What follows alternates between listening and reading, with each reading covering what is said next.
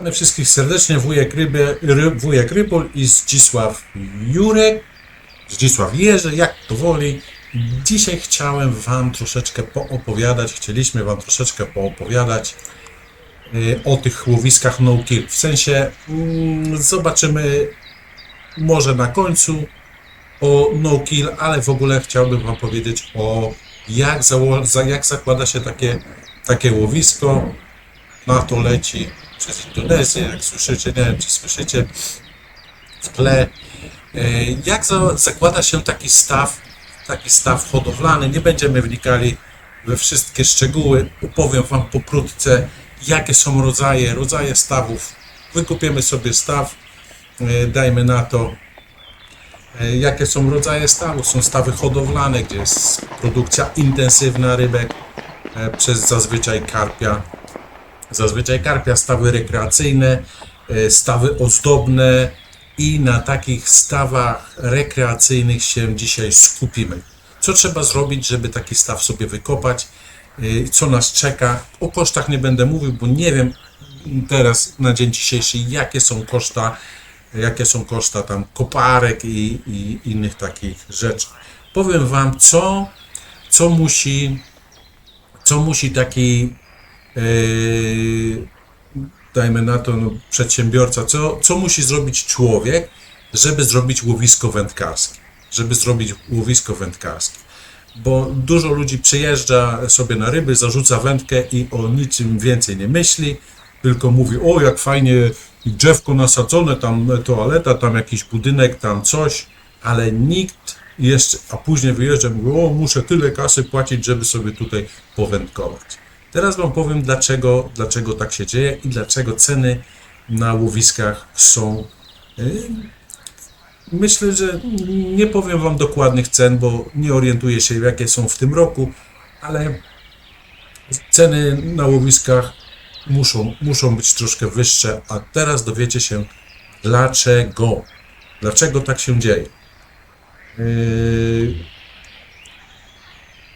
Powiemy o stawie, który będziemy kopali. Niektóry już jest, który został zakupiony. Nie mówimy o jeziorze, pamiętajcie, mówimy o stawie, który sobie sami wykopiemy, tak?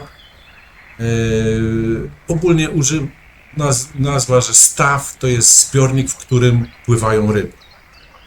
Musi mieć system do prowadzenia wody. Może być to też z wód podciągowych, wód gruntowych, wód opadowych, czyli deszczowych. Jednak mówimy o takim dosyć profesjonalnym, czyli musimy mieć dopływ. Bierzemy wodę na przykład z jakiejś rzeczki, która gdzieś tam przepływa. I teraz, żeby wziąć taką wodę z tej rzeczki, oczywiście musimy postarać się o pozwolenia wodnoprawne. Pierwsze, musimy zakupić grunt, to już jest koszt. Drugie, musimy wychodzić pozwolenia wodnoprawne, czyli musimy zrobić operat wodnoprawny, który uprawnia nas do korzystania ze źródeł wody. Na przykład w tym wypadku my mamy rzeczkę, sobie tą rzeczkę wykorzystamy, zrobimy sobie staw. I teraz, oczywiście uprzednio dobrze jest rozeznać się w terenie, zrobić dostać się do map geodezyjnych, jakie jest podłoże, czy jest przepuszczalne, czy jest glina, czy jest kreda, czy wiecie, że chodzi o to, że jeżeli napuścimy wodę, czy ta woda nam gdziekolwiek nie ucieknie. No i teraz, dobra, mamy zrobione, nadaje się staw, bierzemy koparka bierze krocie na godzinę teraz prawdopodobnie. Jeżeli wiecie, ile koparka bierze na godzinę, możecie pisać w komentarzach, jakie są ceny i z tego możemy zrobić cennik wykopania stawu. Robimy staw, dajmy na to wędkarski, dla wędkarzy, 5-hektarowy, żeby było równo. 5 hektarów to już jest kawałek wody. Głębokość w najgłębszym miejscu do 3 metrów, tam gdzie ustawimy sobie mniej. Pamiętajcie, staw powinien być wykopany w spadzie. I teraz musimy wiedzieć, gdzie jest najniższy punkt i czy jest możliwość spuszczenia tej wody. Pompowanie stawów pompami, wypompowywanie wody to są holendarne koszty. My mówimy o profesjonalnym stawie. Tak, jest spadek terenu, od metra zaczynamy, do 3 metrów zjeżdżamy. Dobrze, żeby spadek terenu był poza tą, jak wam to powiedzieć, poza mnichem, a mnich to wam pokażę, o ile znajdę zdjęcia, to wam tutaj wam pokażę, jak to wygląda. Czyli taka zastawka, gdzie wkłada się deski i zatrzymuje, spiętrza się wodę. I później, żebyśmy mogli sobie to łatwo, w razie czego odłowić, wyciągamy deski, spuszczamy wodę, wybieramy ryby. O tym będziemy mówili, jak będziecie chcieli później. W każdym bądź razie przyjeżdża koparka, profiluje nam ładnie, wyrzuca nam, robi nam groble. Dobrze, żeby groble były zrobione fachowo, czyli miały tuszę. Materiał słabo przepuszczalny, czyli na przykład dusza grobli to jest taki wał usypany z gliny, wkopany trochę w ziemię, żeby krzywa przesiąkalności była mniejsza i ten wał obsypujemy dopiero tą ziemią, którą pozyskujemy ze stawów. Nadmiar ziemi możemy sobie wywieźć, o ile się nadaje, to możemy to sprzedać, bo też tak się zdarza, że po prostu ziemia nam dobra jest na sprzedaż, chociaż przeważnie pod stawy kupuje się ziemię gorszych jakości. Dobra, to zobaczcie, koszt zrobienia koparka, przywiezienie tej gliny, ja mówię o tym zrobienie mnichów. Mnich można zrobić z komina, starej kotłowni, mówię o metalowym mnichu. Można sobie robić metalowe mnichy, nie trzeba koniecznie ich betonować. My na stawach robiliśmy to ze starych stalowych kominów, robiliśmy sobie takie mnichy, spawaliśmy, cieliśmy, eleganckie mniszki i się sprawdzały. Do tego i teraz mamy gotowy świeży staw. Ziemia nie jest jeszcze uleżała, nie jest porośnięta, jest niestabilna. Teraz musimy zrobić coś, wiecie, żeby ta ziemia, chcemy w założeniu, że na przyszły rok będą wędkarze, tak? Czyli musimy umocnić groble. Musimy umocnić groble jakimś materiałem, który zbytnio nie porastał. Nie może to być faszyna, jeżeli chcemy staw wędkarsko. Jeżeli chcemy zrobić staw dla wędkarzy, raczej faszynowanie skarb bym nie polecał, bo ta faszyna się rozrośnie, ona wrośnie w tą groblę.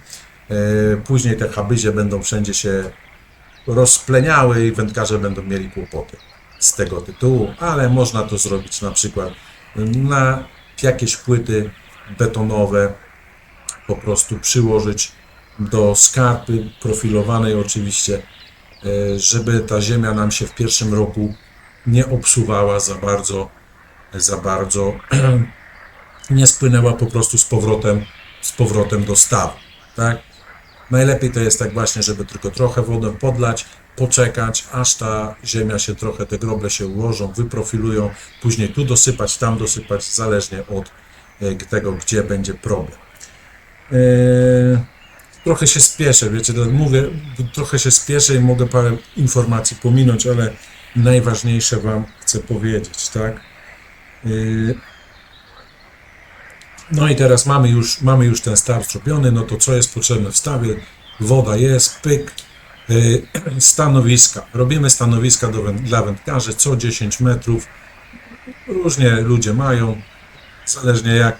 Ja widziałem nawet takie, co mają co mniej, ale wtedy widziałem, że wędkarze na przykład siedzą dalej od siebie, nikt nikomu nie wchodzi, chyba że to była niedziela, no to tam było nawalone. Ale myślę, że co 10 metrów, 15 jest stanowisko dobrze sobie zrobić, żeby każdy miał swoje łowisko i spokój na tym łowisku. Koszt zrobienia łowisk, podsypki, wylewki betonowe, podsypki, tarasy drewniane, to wszystko są duże koszta. Te koszta ponosi właściciel tego łowiska, tak?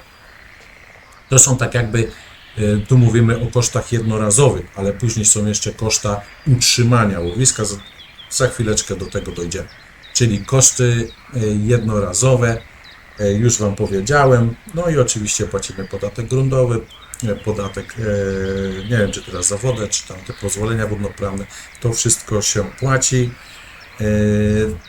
Zarybianie. Kupujemy rybę, materiał zarybieniowy duży, kupujemy duży materiał zarybieniowy, to zobaczcie, kupując karpia 3 kg, tak, płacimy, dajmy na to za kilogram 10 zł, to jest 30 zł, nie? Za jednego karpia, którego złowi wędkarz. To na 3 kg to ile bym kupił na rybku, obsadzając staw, prawda? Cena na rybku jest oczywiście troszkę wyższa, w każdym bądź razie to jest taki trochę nieopłacalny biznes. No i teraz dajmy na to, kupujemy, żeby było atrakcyjnie wędkarsko, kupujemy sobie karpia, kupujemy sobie lina, kupujemy karasia dużego, kupujemy rozmaitą rybę, jaką byśmy chcieli mieć w stawie. Na łowiska no-kill na pewno nie polecałbym sandaczy i szczupaków. To z góry Wam mówię, okoń, sandacz i szczupak nie polecałbym na łowiska no-kill. Chyba że to jest jezioro, to my mówimy o stawach, pamiętajcie, my mówimy o stawach, na jeziorach jest troszeczkę inaczej. I teraz tak, mamy ryby, nakupowaliśmy tych ryb, no i te puszczamy wędkarzy i bierzemy za to kasę. Wędkarze się burzą, że wejściówka jest za droga, ble, ble, ble, ble, ble, ble, ale nikt nie wie właśnie, jakie koszty są utrzymania i do tego właśnie teraz Wam właśnie powiem o tych utrzymania kosztach. Na łowisku zrobiliśmy kibel, za który trzeba bulić. Trzeba wywozić, za to trzeba bulić. Pilnowanie łowiska. Pilnujesz łowiska w sumie dzień i noc. Wydaje Ci się na przykład, że właściciela nie ma, ale ktoś tego łowiska zawsze pilnuje. To jest też koszt, jeżeli masz pracownika, musisz mu za to zapłacić. Jeżeli wpadnie Ci choroba do tego stawu, do Twojego łowiska, musisz te ryby leczyć i w tym momencie musisz zamknąć łowisko i podjąć leczenie ryb, jeżeli chcesz ryby utrzymać w stawie.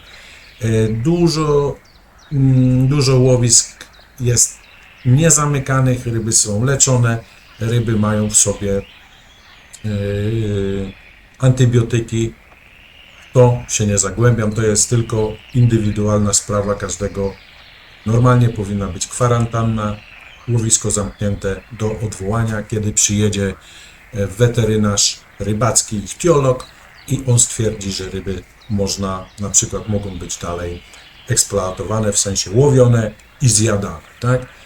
Mówimy łowisko no kill, no kill, no kill, ale po wędkarzach no kill nad ranem właściciel zbiera, może nie setki, ale codziennie jakieś 2-3 ryby padłe, śnięte, zbiera, które na przykład były źle odhaczone albo za bardzo zahaczone.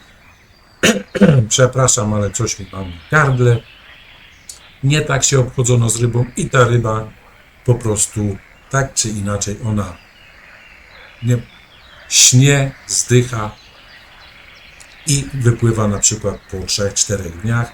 I tutaj niech się odezwą właściciele tych łowisk no-kill, czy nie zbierają śniętych ryb. Wędkarze mówią, oczywiście my wypuszczamy ryby eleganckie, zdrowe, no ale niestety nie wiecie o tym, że nad ranem każdego dnia parę ryb zdechłych trzeba po prostu ze stawu wyciągnąć. Wy tego nie widzicie, chociaż czasami na filmach z łowisk komercyjnych widzę, są śnięte ryby, a nawet sami wędkarze mówią, tam ci ryba zdechła. Oczywiście zdechła i to jest wina wędkarza. Nie zawsze, ale w dużych przypadkach tak jest. Oczywiście nie neguję tutaj wędkarzy i nie mówię, że oni są źli, tylko mówię, chcę Wam przybliżyć, jakie są koszty, tak? Że łowisko niby no kill, Ty tej ryby nie zjesz, nie zabijasz, ale ją wypuścisz i ona później i tak będzie poobijana, coś tam jej się przetrąci, czy coś skrzela. Widzicie, najbardziej delikatne u ryby są skrzela. I teraz podnoszenie, nie wiedząc jaką rybę, jak podnieść, podnosicie rybę za skrzela, czy wyciągacie rybę za skrzela z wody, co powinno być zakazane na łowiskach, tylko podbieraki i przerywacie rybę skrzela. To jest tak, jak ja bym Wam wbił nóż w płuco i przejechał sobie tym nożem tak żebyście mieli rozerwane troszeczkę płuco. To jest identyczna taka sama sytuacja. Ryba może sobie to zabliźnić, może to się zgoić, ale na przykład przy ciepłej wodzie latem, przy dużych zakwitach, ta ryba po prostu ona nie może oddychać i to jest przyczyną jej uduszenia.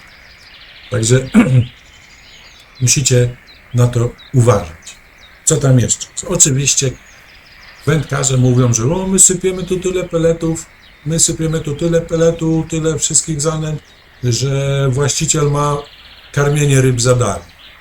Według mnie to jest guzik prawda. Ja robiłem na takim łowisku przez ładnych parę lat i wcale to sypanie tego peletu dużo nie dawało. Po spuszczeniu stawu, po spuszczeniu wody ze stawów, tam gdzie było karmione peletem, były normalnie kubki peletu, którego ryba w ogóle nie wyjadła. Nie wiadomo, co w tych peletach było, że ryba tego po prostu nie jadła. A tam, gdzie ja normalnie karmiłem ryby, raz w tygodniu ryby były dokarmiane, bo było dużo ryby.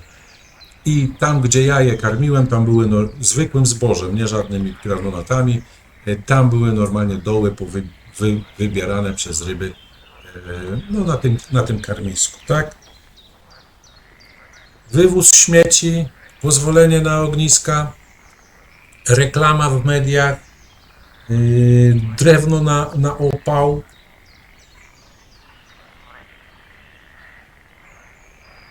Co jeszcze tutaj mamy? No, także i tutaj się nie kończy, bo pamiętajcie, że pilnowanie stawów rybackich i praca na stawach rybackich się nigdy nie kończy. Tam zawsze jesteś, tam zawsze musisz być, zero prywatnego czasu, zero wakacji. Taki właściciel nie ma nigdy wakacji, on tam zawsze musi być, musi pilnować. Złowisko uleżało się ładnie, elegancko, no to co właściciel ma robić? No teraz ma czysty zysk. Niestety, robi to samo. Podsypuje groble na przykład zimą, poprawia stanowiska, czyści, wycina, bo już drzewa zaczęły porastać, czyści, wycina, kosi. Ta robota się nigdy nie kończy. Pamiętajcie, że te pieniążki, które płacicie za łowisko komercyjne, to nie jest tak, że gościu bierze sobie pieniądze za nic. On musi i jeszcze nierzadko musi odprowadzić jakiś tam podatek do państwa, także łowiska komercyjne to nie jest widzimisię jakiegoś gościa, tylko to jest po prostu normalny zakład pracy i łowiska no-kill nie są no-kill. Ty nieświadomie możesz te ryby po prostu doprowadzić do śnięcia, tak? Oczywiście nie mam nic do wędkarzy, tylko po prostu mówię jak jest. Pamiętajcie, ryba nie myśli, ale swoje wie. Jeżeli ktoś ma takie wędkarskie łowiska, to niech napisze jakiś komentarz, porozmawiamy sobie na temat tych łowisk. Także pozdrawiam Was serdecznie i życzę miłego oglądania przyszłych filmików. Trzymajcie się ciepło. Hej! I pan Zdzisiu Jurek. Pan Zdzisiu Jurek dzisiaj doprowadził mnie do śmiechu. Pozdrawiam serdecznie. Trzymajcie się ciepło. Hej!